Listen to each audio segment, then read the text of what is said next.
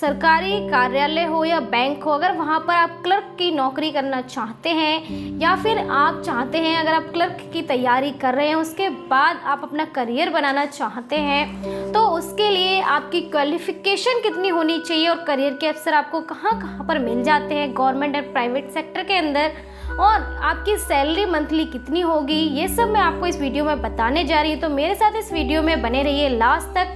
Video को शुरू करने से पहले या फिर ये सारी बातें बताने से पहले मैं बता दूं कि क्लर्क का काम क्या होता है। एक क्लर्क जो होता है किसी भी कार्यालय के अंदर लिखा पढ़ी से रिलेटेड जितने भी काम होते हैं, यानी कि लिखना पढ़ने से रिलेटेड जितने भी काम होते हैं वो सारे काम एक क्लर्क के होते हैं, और जो उसकी जिम्मेदारियां होती है किसी कार्यालय के अंदर बैंक के अंदर वो क्या क्या होती हैं। जैसे कि आमतौर पर क्लर्क की जिम्मेदारी होती है किसी भी record keeping, filing, public service, accountant, cash manager और प्रशासनिक कार्य शामिल होते हैं। जितने भी प्राइवेट और सरकारी कार्यालय होते हैं, बैंक होते हैं, स्कूल होते हैं, कॉलेज होते हैं, हॉस्पिटल्स जितने भी होते हैं, वहाँ सभी को एक क्लर्क की आवश्यकता पड़ती है और सभी जगहों पर पद खाली होते हैं क्लर्क के। तो आपको एक क्लर्क की तैयारी करने से आपको कई सारी जगहों पर स्कूल, कॉलेज, बैंक, सरकारी कार्यालय, गवर्नमेंट वो सरकारी कार्यालय, प्राइवेट जितने भी सरकारी अस्पताल, कॉलेज, स्कूल्स और कार्यालय होते हैं, उसी तरह प्राइवेट सेक्टर के अंदर भी private school, private college, private hospitals और जितने भी प्राइवेट कार्यालय होते हैं या कंपनियां भी जो होती हैं, वहाँ सभी को एक क्लर्क की आवश्यकता पड़ती है। तो आप इतने सारे पदों पर नौकरी आपको मिल सकती है। तो हम बात कर लेते हैं आपकी क्वालिफिकेशन की। क्लर्क बनने के लिए आपकी क्वालिफिकेशन कितनी होनी चाहिए। बैंक या सरकारी कार्यालयों में क्लर्क बनने के लिए जो क्वालिफिकेशन आपके पास होनी चाहिए वह कितनी होनी चाहिए। किसी भी स्ट्रीम में ग्रेजुएशन को पूरा करें, PSU बैंक या SSC द्वारा आयोजित प्रतियोगिता परीक्षा पास करें, न्यूनतम आपकी आयु 20 वर्ष और अधिकतम आपकी आयु 28 वर्ष होनी चाहिए क्लर्क की नौकरी के लिए। जो आरक्षित श्रेणी में जितने भी लोग आते हैं, यानी कि SC, ST, OBC के जो लोग होते हैं उनकी आयु में कुछ छूट दी जाती है सरकार के द्वारा। बैंक क्लर्क परीक्षा के 2 चरण होते हैं और सभी उम्मीदवारों के लिए दोनों चरणों में प्रीलिम्स और मेंस को पास करना अनिवार्य होता है। इन दोनों चरणों में पास होने के बाद उम्मीदवारों द्वारा अंकों के आधार पर मेरिट सूची बनाई जाती है, जिसके आधार पर उम्मीदवारों का चयन किया जाता है। यानी कि जो भी परीक्षा है 2 चरणों की, अगर वो पास कर लेते हैं उसके आधार पर जो आपको अंक मिलते हैं उसके आधार पर ही आपको मेरिट सूची बनाई जाती है और उसी के आधार पर आपका चयन भी किया जाता है।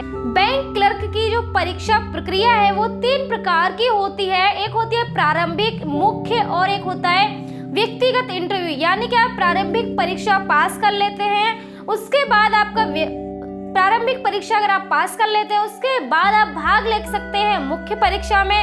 अगर दोनों ये पास कर लेते हैं उसके बाद आपका इंटरव्यू के लिए आपको बुलाया जाता है। तो हम बात करते हैं कि पहली परीक्षा जो प्रारंभिक परीक्षा है वह क्या है। जो प्रारंभिक परीक्षा है वो 3 भागों में बांटी गई है, रीजनिंग, गणित और अंग्रेजी की भाषा, यानी कि इंग्लिश, मैथ और रीजनिंग के।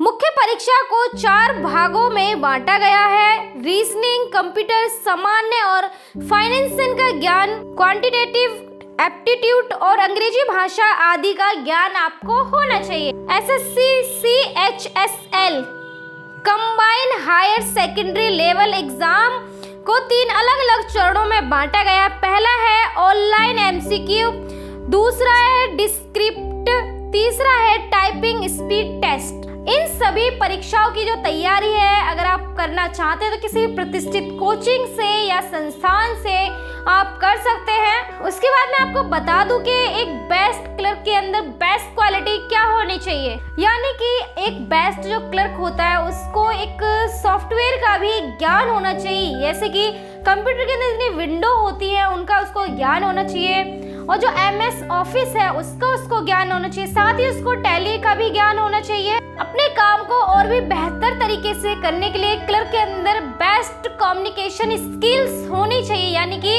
अच्छे से उसको बोलना और लिखना आना चाहिए, तभी वो बेस्ट से बेस्ट अपने काम को कर सकता है और अपनी नौकरी की जिम्मेदारियों से अच्छे से निभा सकता है। विभिन्न कार्यालय सेवाओं के साथ तालमेल बिठाने के लिए आपकी टाइपिंग की जो गति है वो अंग्रेजी यानी कि इंग्लिश के अंदर 35 शब्द प्रति मिनट तथा हिंदी में 30 शब्द प्रति मिनट होनी चाहिए।